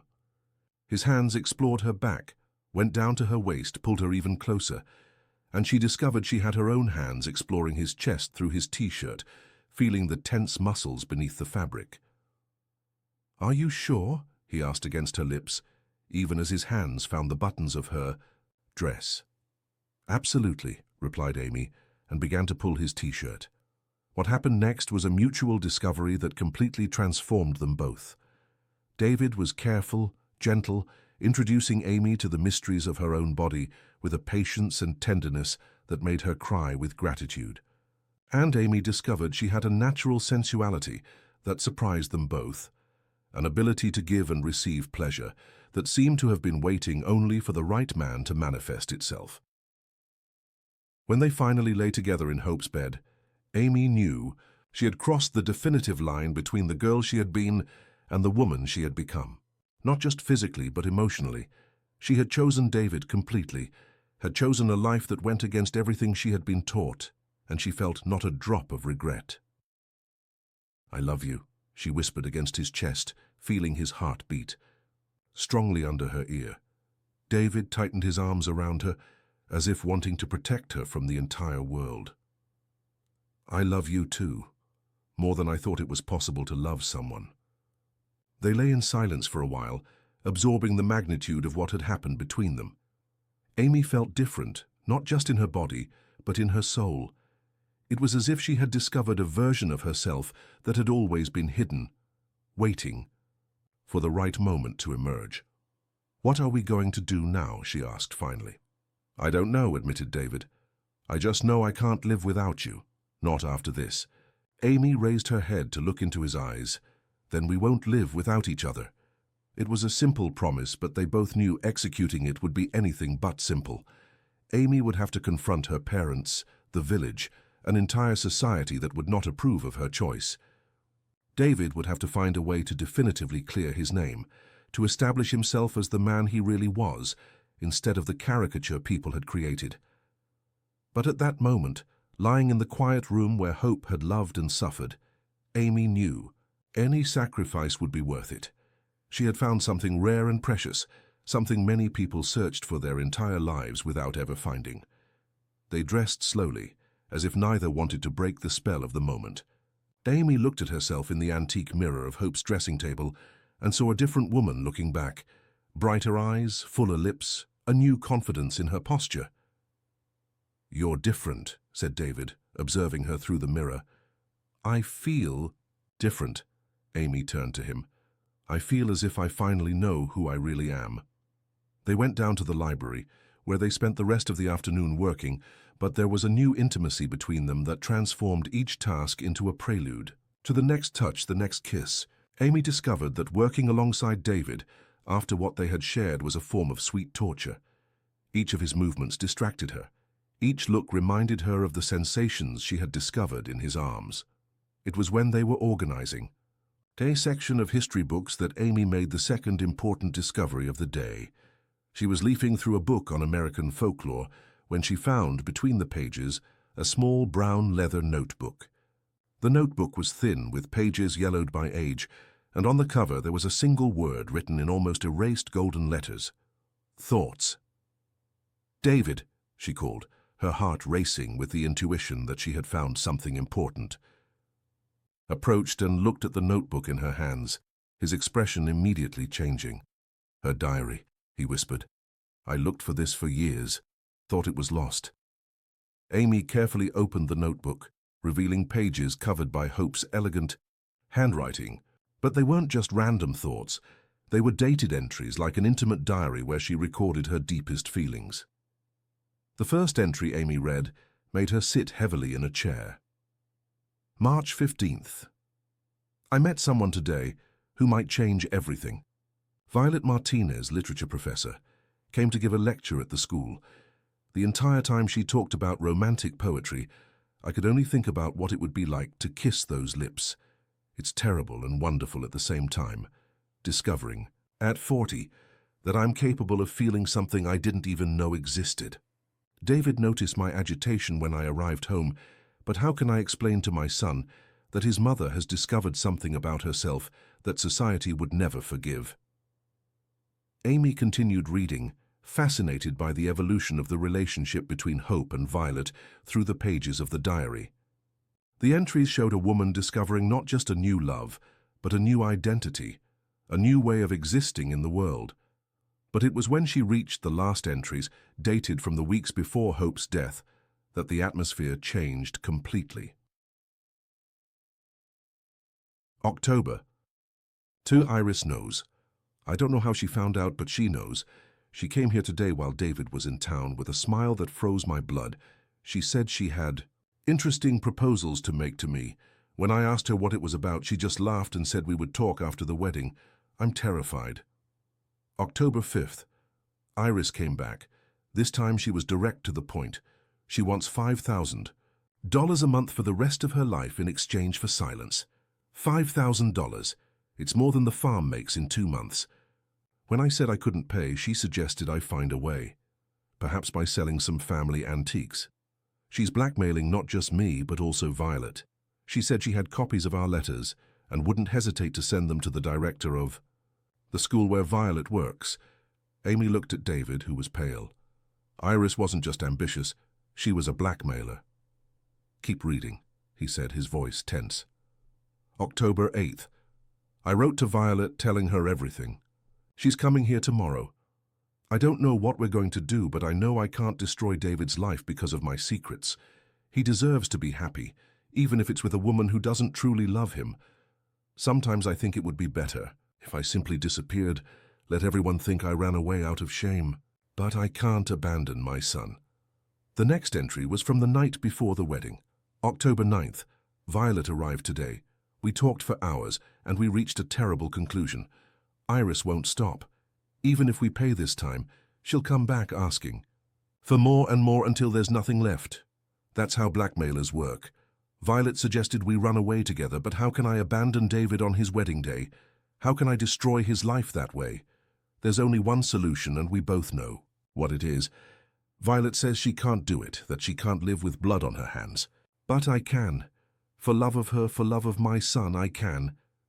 Amy felt a chill run down her spine. She planned to kill Iris. The last entry, said David, pointing to the final page of the diary. Amy read aloud, her voice trembling. October 10th. It's the morning of the wedding, and I've done a terrible thing. Iris is dead. I killed her. It wasn't as we planned, it was an accident, an argument that got out of control. She came here before dawn, demanding a final answer about the money. When I said I wouldn't pay, she laughed and said she was going to spread our letters at the wedding party, that she was going to make a spectacle of me for the entire village. Something broke inside me. I grabbed the poker from the fireplace and, God forgive me, I grabbed the poker and hit her on the head. Violet had left a few hours ago, thank God. I don't want her to carry this weight too. I dragged Iris's body to the pond, but I know they'll find it, and when they do, they'll blame David. My innocent son will carry the blame for a crime his crazy mother committed. I can't let that happen. I can't let him pay for my sins. There's only one way to protect him. Forgive me, my dear son. You deserved a better mother. The silence that followed was absolute. Amy closed the diary with trembling hands, finally completely understanding the tragedy that had destroyed so many lives 5 years ago. She killed herself to protect you, whispered Amy. And I took the blame to protect her memory. David sat heavily in a chair. What a broken family we are. Amy stood up and went to him, kneeling beside the chair and holding his hands between hers. Not broken, wounded, but not broken. She looked into his eyes. David, this diary changes everything. It's proof that you're innocent. You can clear your name and destroy my mother's memory in the process, or honor her sacrifice by living the life she wanted you to live. Amy squeezed his hands. A life without guilt, without shame, a true life. David looked at her for a long moment, and Amy saw the exact moment when he began to believe that perhaps it was possible to have a different future. With you, he said finally. With me. They kissed there, in the middle of the library, surrounded by finally revealed secrets, and Amy knew they had crossed another important line. They were no longer just two people in love fighting against circumstances. They were partners, allies, two souls who had decided to face the world together. The sound of a motorcycle on the road made them separate abruptly. David went to the window, and his face paled when he saw who was coming. "Who is it?" asked Amy. "Sheriff Martinez. And he's not coming alone." Amy approached the window and saw two men getting off an official motorcycle, both wearing police uniforms. Her heart raced. "Do they know about us?" she whispered. "I don't know, but something tells me our double life is about to end." David turned to her, his face tense. "Amy, you need to leave here now." "I won't leave you to face this alone. You don't understand. If they find you here, they'll draw conclusions. They'll think you're involved in something." David held her shoulders. "Leave through the back door, take your bicycle and go. Home. We'll act as if nothing happened." Amy knew he was right, but the idea of leaving him alone to face whatever accusation the police had brought made her feel physically sick. "And after?" she asked. "After we decide what to do. Together." David kissed her quickly. "Go, Amy, please." She grabbed her bag and ran out the back door, hearing behind her the sound of the doorbell at the front door. She pedaled back home with her heart in her throat and the growing feeling that the quiet life they had built over the last few weeks was about to collapse. But for the first time since falling in love with David, Amy wasn't afraid of the future. She felt determination. They had found the truth. They had found each other. And she wouldn't let anything or anyone destroy that. When she arrived home, she pretended normalcy in front of her parents. But that night, lying in bed, Amy planned her next move. Wednesday she would meet Violet, and together, perhaps they could find a way to ensure that the truth finally came to light, that David would be free to live without the shadows of the past, and that she could come out of the shadows too. Because Amy had discovered something about herself that was more powerful than any fear. When she truly loved someone, she was capable of fighting for that love to the end. Amy spent all of Tuesday in a state of almost unbearable anxiety. Every noise on the street made her rush to the pharmacy window, expecting to see David arriving with news about the police visit. Every customer who entered seemed to carry gossip about what had happened at Bone Creek Farm. But the day passed in sepulchral silence, with no news, no answers, just a growing tension that made her feel as if she were waiting for a bomb to explode. Mrs. Cleary appeared late in the afternoon, as always happened when there was drama in the air. She entered the pharmacy with that expression of someone carrying important secrets and eager to spread them. "Amy, my dear," she said, placing her bag on the counter with more drama than usual. "Did you hear what happened yesterday at David Barrett's farm?" Amy feigned indifference, continuing to organize the medicines on the shelf. "No, Mrs. Cleary. What happened?" "The police were there. Sheriff Martinez himself, with a deputy. They spent almost 2 hours talking with that man." Mrs. Cleary leaned over the counter, lowering her voice conspiratorially. "Joe Anthony saw everything from the road. He said when they left, the sheriff was shaking his head, as if he couldn't believe what he had heard." Amy's heart raced, but she kept her expression neutral. "And what do you think they wanted?" "Oh, my dear, it certainly had to do with that old story. 5 years later, there are still things that haven't been clarified about poor Iris's death." Mrs. Cleary sighed dramatically. "They say new evidence has appeared, new testimonies. Perhaps the truth will finally come to light." Amy felt a chill in her stomach. New evidence? Could it be possible that someone knew about Hope's diary, or about Violet's letters? "New evidence?" she asked, trying to sound merely curious. "Nobody knows for sure, but something has changed. The sheriff himself told Joe Anthony that sometimes justice takes time, but it always arrives." Mrs. Cleary clasped her hands dramatically. "It would be a blessing if the case was finally resolved once and for all. This town has carried this weight for too long." After Mrs. Cleary left, Amy was alone in the pharmacy with her thoughts. Her father had gone to make deliveries to the more distant houses, and her mother was at home sewing. It was the perfect moment to try to discover what had happened at the farm. She took her bicycle and pedaled to the road that led to Bone Creek Farm, but she didn't reach the gate. She stopped at a curve in the road from where she could see the house and observed. Everything seemed normal. There was light in the windows, smoke coming from the chimney, no signs of trouble. But there were also no signs of David. She returned home without answers, but with a growing determination. On Wednesday, she would finally meet Violet and discover the whole truth. And afterwards, no matter what happened, she would make a definitive decision about her life. That night, Amy could barely sleep. She lay in bed looking at the ceiling, mentally reviewing everything she had discovered in the last few weeks. The letters, the diary, David's confession, the truth about Hope and Iris. It was as if she had assembled a complex puzzle and now needed only to fit the last pieces. But more than that, she thought about what had happened between her and David, in Hope's room. The way he had touched her, how he had awakened sensations she didn't even know existed. The way she had felt complete in his arms, as if she had finally found her place in the world. She couldn't go back, not after discovering who she really was when she was with him, not after having tasted the freedom of being authentic, of making choices based on her own desires instead of others' expectations. On Wednesday, Amy woke up with a mental clarity she hadn't felt in days.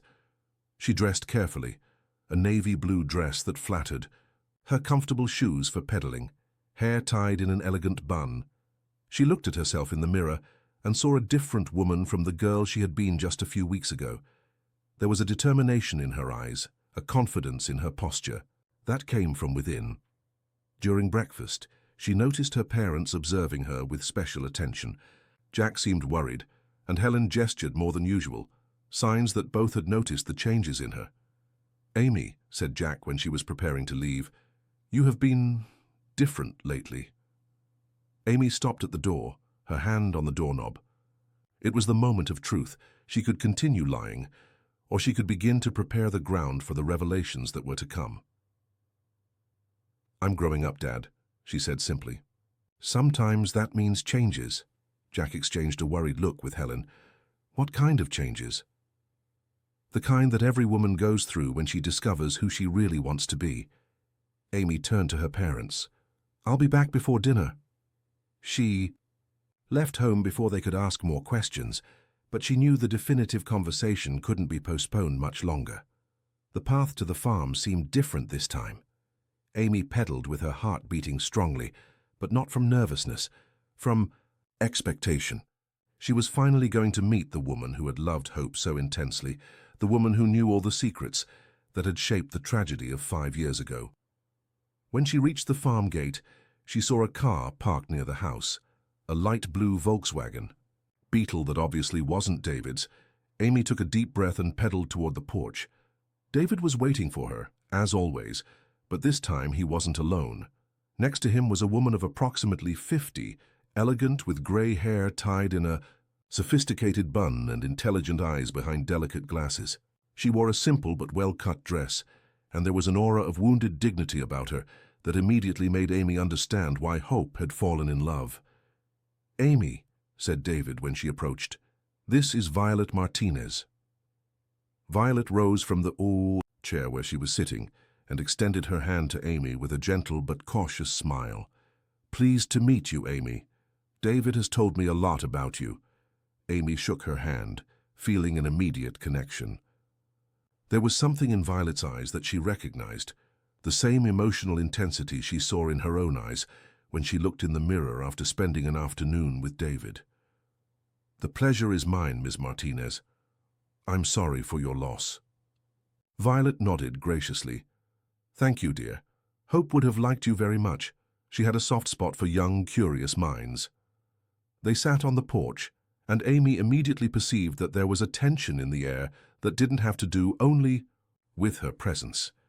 David was restless, Violet seemed worried, and there was something in the looks they exchanged that suggested important conversations had happened before she arrived. "Did something happen?" asked Amy directly. David and Violet exchanged a look, and it was she who answered. "The police sought me out yesterday," said Violet.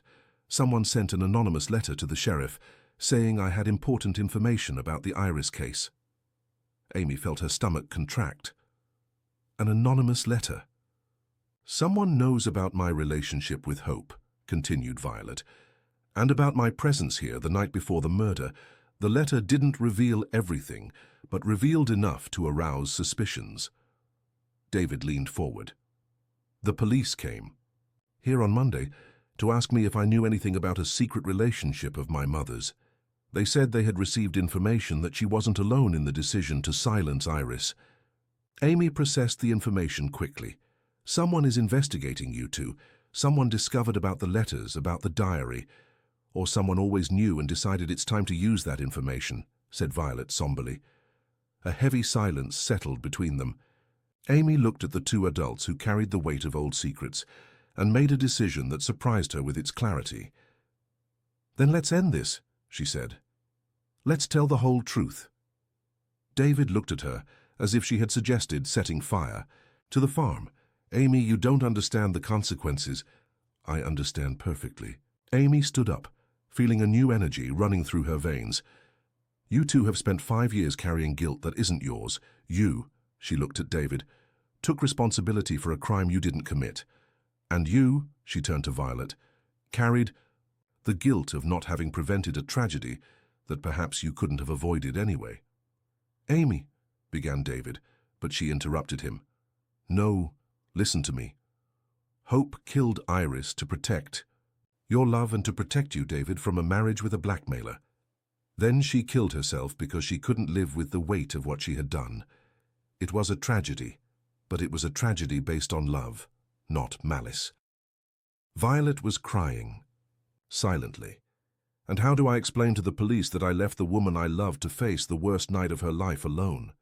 You explain that she asked you to leave because she wanted to protect you. You explain that Hope made a desperate decision of a mother who wanted to save her son and of a woman who wanted to save the person she loved." Amy knelt before Violet. "You aren't guilty of anything, Ms. Martinez, and it's time to stop punishing yourself." Violet held Amy's hands between hers. "You're very young to understand the complexity." "I'm young, but I'm not naive. And I understand what it is to love someone enough to sacrifice everything." Amy looked at David. "I understand why you made the choices you made, but now it's time to make different choices." David stood up and began to pace back and forth on the porch. "Amy, if we tell the truth, my mother's reputation will be destroyed. Her relationship with Violet will be exposed. Violet herself might lose her job, be rejected by society." "I've already lost my job," said Violet quietly. "I resigned when the police appeared. I couldn't pretend anymore that everything was fine, that I could continue living a lie." Amy and David looked at her in surprise. "I spent 5 years pretending I was a woman single by choice, hiding Hope's photographs, keeping our letters in bank safes." Violet wiped her eyes. "I'm tired of living in the shadows. I'm tired of denying who I really am." "Then it's decided," said Amy. "We'll tell the truth, all of it." "And afterwards?" asked David. "What happens after everyone knows?" Amy approached him and held his hands. "Afterwards we live our lives without fear. You definitely clear your name. I stop lying to my parents about where I spend my afternoons, and we both discover what it's like to build a relationship based on honesty." David looked into her eyes, and Amy saw the exact moment when he began to believe it was possible. "There's one condition," she said. "What?" "I tell my parents first. Today. Before anyone else knows. They deserve to hear the truth from me." David nodded slowly. "And I'll talk with the sheriff tomorrow, with Violet, so she can tell her version of the facts." "And I," said Violet, "will stop being afraid of what people will think." They spent the rest of the afternoon planning how to reveal the truth in a way that would cause the least damage possible. Violet told stories about Hope that made Amy understand even better the complex woman who had raised David. And David shared childhood memories that explained how he had become the man of integrity he was, despite all the difficulties. When Amy prepared to leave, David accompanied her to the bicycle. "Are you sure you want to do this?" he asked. "Telling your parents will change everything." "It already changed everything," replied Amy. "Now it's just a matter of everyone finding out." David kissed her softly. "I love you. No matter what happens, I love you." "I love you too, and that's why we're going to face this together." Amy pedaled back home with her heart full of determination and terror in equal proportions. She knew the conversation she was about to have with her parents would be one of the most difficult of her life, but she also knew she couldn't continue living a lie. She found Jack and Helen in the living room, he reading the newspaper and she sewing, as on any normal night. But Amy knew that after the conversation she was about to have, nothing would be normal again. "Dad, Mom," she said, sitting in the armchair in front of them, "I need to tell you something." Jack lowered the newspaper, and Helen stopped sewing. Both looked at her attentively, and Amy saw in their faces that they already suspected something important was coming. "In the last few weeks I've been lying to you," she began. "I haven't been visiting Ms. Lorraine all those afternoons. I've been at Bone Creek Farm, working in Hope Barrett's library, and falling in love with David." The silence that followed was absolute. Jack turned pale, and Helen let her sewing fall in her lap. "Amy," said Jack finally, his voice tense, "you don't know what you're saying." "I know exactly what I'm saying, Dad. I'm saying I found someone who makes me want to be a better version of myself. I'm saying I fell in love with a good man who was judged unfairly for crimes he didn't commit." Crimes he didn't commit. Jack stood up. Amy, the man murdered his own fiancée. He didn't murder her, and I can prove it. Amy told them everything, about the letters, about the diary, about the truth behind Iris's death and Hope's suicide. She told them about the secret love between two women in a society that didn't understand, about blackmail and desperation, about sacrifices made for love. When she finished, her parents looked at her as if she were a stranger. "Even if all this is true," said Jack, "what do you expect us to do? To approve this relationship? I expect you to trust me. I expect you to believe I'm intelligent enough to make my own decisions." Amy stood up.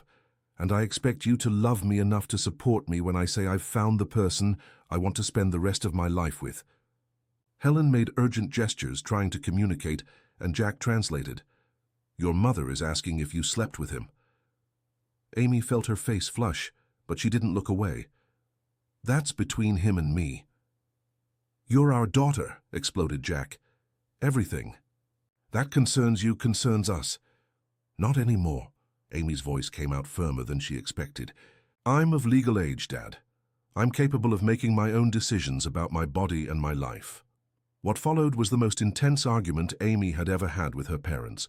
Jack accused her of being naive, of being manipulated, of throwing away her reputation for a dangerous man. Helen cried, gestured, begged Amy to reconsider, but Amy didn't back down.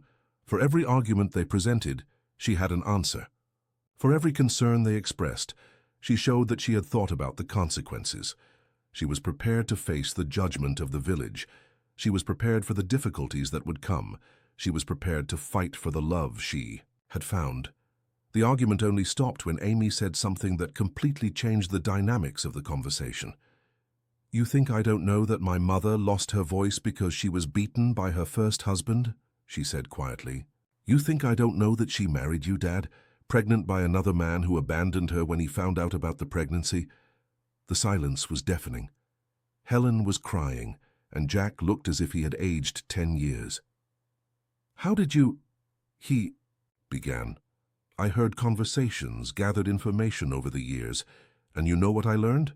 That everyone has secrets, everyone makes mistakes, everyone deserves a second chance." Amy looked at her parents with compassion. "You raised me with love, protected me, gave me a good life, but now it's time to let me grow up." Helen stood up and hugged Amy, crying. And in the desperate gestures she made, Amy read a clear message. "We just want you to be happy." "I am happy, Mom. For the first time in my life, I am truly happy." The conversation continued until late at night, but the tone changed. It was no longer an argument, it was a negotiation. Jack and Helen established conditions. They wanted to meet David personally. They wanted guarantees that he would treat Amy with respect. They wanted her to continue living at home until they decided to marry officially. Amy agreed to everything, knowing it was just the first step on a long journey. But when she finally went to sleep, she knew she had crossed a definitive line. She was no longer the obedient daughter she had always been. She was an adult woman who had made her own decisions. The next day, David and Violet went to the sheriff's office to tell the whole truth about the events of 5 years ago. Sheriff Martinez listened to everything attentively, examined Hope's diary and Violet's letters, and at the end of the day announced that David Barrett was officially free of all suspicions related to Iris's murder. The news spread through Widow's Ridge like wildfire. In a matter of hours, the entire village knew that the man they had condemned for 5 years was innocent, that the real murderer had been Hope Barrett, and that behind it all was a story of forbidden love and blackmail. The reactions were varied. Some expressed relief at finally knowing the truth. Others were shocked by the revelation about the relationship between Hope and Violet. Many felt guilty for having judged David so harshly. But it was at the 4th of July celebration, 3 days after the revelations, that everything came to a climax. The celebration was an annual tradition in Widow's Ridge, held in the central square, with booths, music, and folk dances. It was the event where the entire village gathered, where gossip was confirmed, and where social positions were established. Amy arrived at the celebration accompanied by David, walking hand in hand through the square like a normal couple. She had rehearsed this moment for days, preparing herself for the looks, the whispers, the possible confrontations. The reaction was immediate. Conversation stopped when they passed, heads turned, whispers spread like waves through the crowd. Amy felt all eyes on them, but instead of shrinking like the shy girl she had been, she raised her head and smiled. "Courage," whispered David in her ear. "I don't need courage when I'm with you," she replied. They walked through the celebration, greeting people, accepting congratulations for the clarification of the case, ignoring the disapproving looks from some. Amy saw Mrs. Cleary observing them from afar, with an expression that mixed shock and fascination, as if she couldn't believe that the shy pharmacist's daughter had transformed into such a confident woman. It was when they were dancing a slow song near the bandstand that the confrontation Amy expected finally happened. "What a shameful spectacle," said a loud voice behind them. Amy and David turned to see Colonel Bates, one of the most powerful and conservative men in the village, surrounded by some supporters. He looked at them with barely disguised contempt. "A family girl showing herself off publicly with a man without reputation," continued the colonel. "Is this what youth has become these days?" Amy felt David tense beside her, but before he could respond, she stepped forward. "With all due respect, Colonel," she said, her voice clear and firm, "I believe there's a misunderstanding. The man beside me has more reputation and honor than many who call themselves good men in this village." A murmur ran through the crowd that had gathered to watch the confrontation. "Impertinent young lady," growled the colonel. "Your father should have educated you better. My father educated me to recognize the difference between a good man and a man who only appears good." Amy didn't look away. David Barrett sacrificed 5 years of his own life to protect the memory of someone he loved. How many men in this village would be capable of such nobility? The crowd was completely silent now, absorbed by the spectacle of the pharmacist's daughter confronting one of the most powerful men in the region. "And what about you, girl?" asked the colonel with malice. "What kind of young woman gives herself to a man without marriage?" He went too far. Amy felt anger rise like a red wave, but instead of screaming or being intimidated, she smiled. The kind of young woman who chooses her own destiny instead of letting old, bitter men decide for her. Amy looked around the crowd. The kind of young woman who understands that true love is worth more than the approval of a hypocritical society. The colonel turned red with anger, but before he could respond, a female voice cut through the air. "She's right." Everyone turned to see Violet approaching, elegant in her dark blue dress, her head held high with dignity. There was something majestic in the way she walked, as if she were addressing a court instead of a village celebration. "Who are you to give an opinion?" asked the colonel rudely. "I'm Violet Martinez, literature professor, and the woman who loved Hope Barrett for the last 15 years of her life." Violet stopped beside Amy and David. "And I came here to say that this young woman has more courage and wisdom than most of the adults present." The shock in the crowd was visible. It was one thing to hear gossip about secret relationships, quite another to have one of the people involved confirming everything publicly. "You want the truth about what happened 5 years ago?" continued Violet, her voice carrying the authority of a teacher accustomed to commanding classrooms. "Then I'll tell the whole truth." And there, in the middle of the celebration, in front of practically the entire village, Violet told the complete story. She talked about her love for Hope, about the pressures of a society that didn't understand, about Iris's blackmail, and about the desperation that led to a tragedy. When she finished, the silence was absolute. Many people were crying, others seemed in shock, some clearly disapproved, but no one dared to contest the raw honesty of the confession.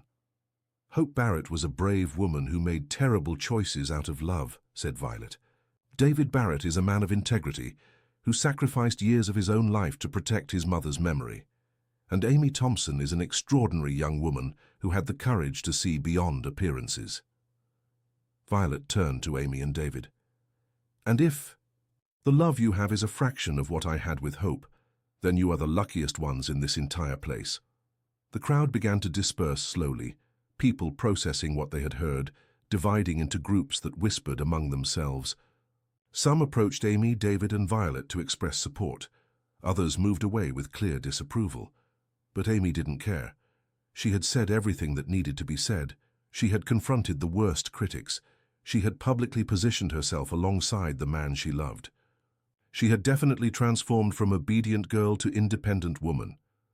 "How do you feel?" asked David when they were walking back home. "Free," replied Amy. "For the first time in my life, completely free." They stopped in front of Amy's house, where Jack and Helen were waiting for them on the porch. The expression on her parents' faces was difficult to decipher, a mixture of concern, pride, and resignation. "How was it?" asked Jack. "As it should have been a long time ago," replied Amy. Helen approached and hugged her daughter, then surprised everyone by hugging David too. In the gestures she made, Amy read a clear message: "Welcome to the family." In the months that followed, life in Widow's Ridge slowly found a new balance. Some people never fully accepted Amy and David's relationship, but many others ended up recognizing that they were a couple who truly loved and respected each other. Violet decided to stay in the village, buying a small house near the square where she gave private literature lessons to children. She became a respected figure, known for her intelligence and honesty. Amy continued working at the pharmacy, but now she also spent afternoons in Hope's library, which became a community library open to the entire village. Young people came to study, adults came to borrow books, and slowly the place transformed into an informal cultural center. David modernized the farm, introducing sustainable techniques and hiring local workers. The property became one of the most prosperous in the region, and he became one of the most respected figures in the community. A year after the 4th of July celebration that changed everything, Amy and David married in a simple ceremony on the farm, with the library as the backdrop. Violet read one of Hope's poems, Jack and Helen gave their official blessing, and the entire village was invited. The wedding celebration lasted until dawn, with music, dancing, and a genuine joy that Amy had never experienced before. When she and David finally were alone, sitting on the porch of the house that was now both of theirs, Amy looked at the mountains that surrounded Widow's Ridge and smiled. "Do you regret anything?" asked David, following her gaze. "Nothing," replied Amy, "except perhaps not having had courage before." "You had to be ready, and I had to be ready too." David pulled her closer.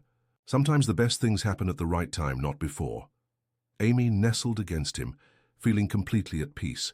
She had found not just a great love, but a version of herself she had never known existed. She had learned that it's worth fighting for your own dreams, that true love requires courage, and that sometimes you need to challenge the entire world to manage to be authentic. Bone Creek Farm was no longer a place haunted by past tragedies. It was a home where two people had found each other and decided to build a future based on honesty, love, and courage. And when Amy fell asleep in David's arms that first night as a married woman, her dreams were populated not by shadows and secrets, but by infinite possibilities and the certainty that she had made all the right choices. In the silent mountains of Widow's Ridge, a new story had begun. A story of love that overcame prejudice, of truth that triumphed over lies, and of a woman who discovered that freedom is worth any price when you have enough courage to pay it.